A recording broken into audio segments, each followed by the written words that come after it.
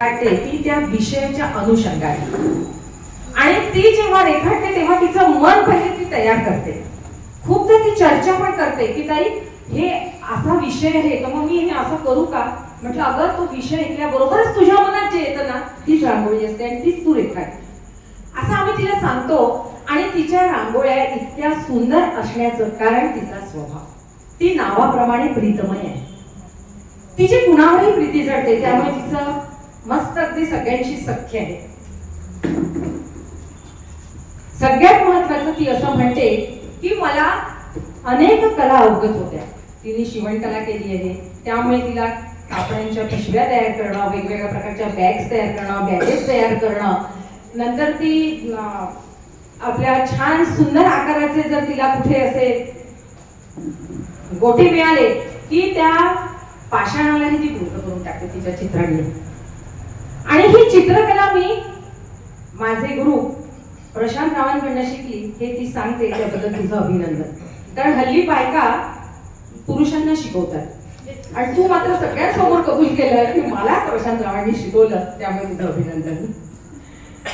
असा गुरु सामिप्यात असणं आणि त्या गुरुच्याच कलेचं एक शिष्य बनून त्याचा समर्पित भाव आपला अर्पण करणं आणि त्या समर्पित भावामध्ये तिचे जे भावभावनांचे हिंदोळे आहेत ते तुम्हाला प्रत्येक ठिकाणी दिसेल.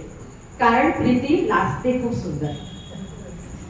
तुम्ही तिच्या प्रत्येक व्यक्तिचित्रणामध्ये एक मुद्रा बरोबर लज्जेचीच असते. तिरपीच मान असते व्यक्तिचित्रणाची. बघा आता ती सुंदर लाजते. तिचं हे लाजणं मला प्रत्येक चित्रात दिसतं. मी तिला पुष्कळ म्हणते लाजून लाजणे हे मग ती हसते पुन्हा.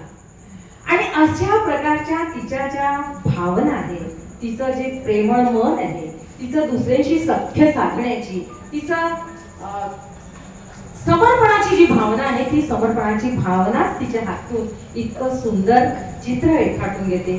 तुझ्या मनाच्या अंगणात ही जी जी सुंदर कलाकृती तू रेखाटलेली आहे त्या अंगणाचं खरंच चित्रांगण झालेलं आहे. आणि त्या चित्रांगणाला आज पुस्तक रूपाने तू समोर आणलेला आहेस त्यामुळे त्याच्यावरती आणखीन सुंदर असा मुकुट चढलेला आहे. तुझ्या लाजरेपणाला, तुझ्या रसिकत्वाला आणि तुझ्या समर्पणाला आम्ही खूप खूप शुभेच्छा देतो. तुझ्या या कलेचं पुन्हा दिवसेंदिवस अतिशय सुंदर असं रूप प्राप्त व्हावं, ती वृद्धिंगत व्हावी. सरांनी आता म्हटल्याप्रमाणे खरंच आहे रांगोळी अल्पायुषी आहे. कारण ती रेखाटली जाते त्यांनी म्हटल्याप्रमाणे आणि तिचं काम संपलं की ती दुर्लक्षली पण जाते. आणि म्हणून ती दुर्लक्षली जाते म्हणून ती खूप कमी काळासाठी त्या ठिकाणी असते. पण या अतिशय अल्पवयी असलेल्या रांगोळीला आज तू पुस्तक रूपात आणल्यामुळे तिला दीर्घायुष्य प्राप्त झालेलं आहे. तुझ्या या सुंदर अशा बोटांना ही रंगकलेची धारा सतत स्पर्शत राहो. त्यातून उमटणाऱ्या सगळ्या कलाकृती आमचं मन वेधत राहो. मी पण बरेचदा तिच्या रांगोळ्यांवरती तिला कवितेतच अभिप्राय देते कारण तेवढ्या संवेदनात्मक रांगोळ्या ती तयार करते.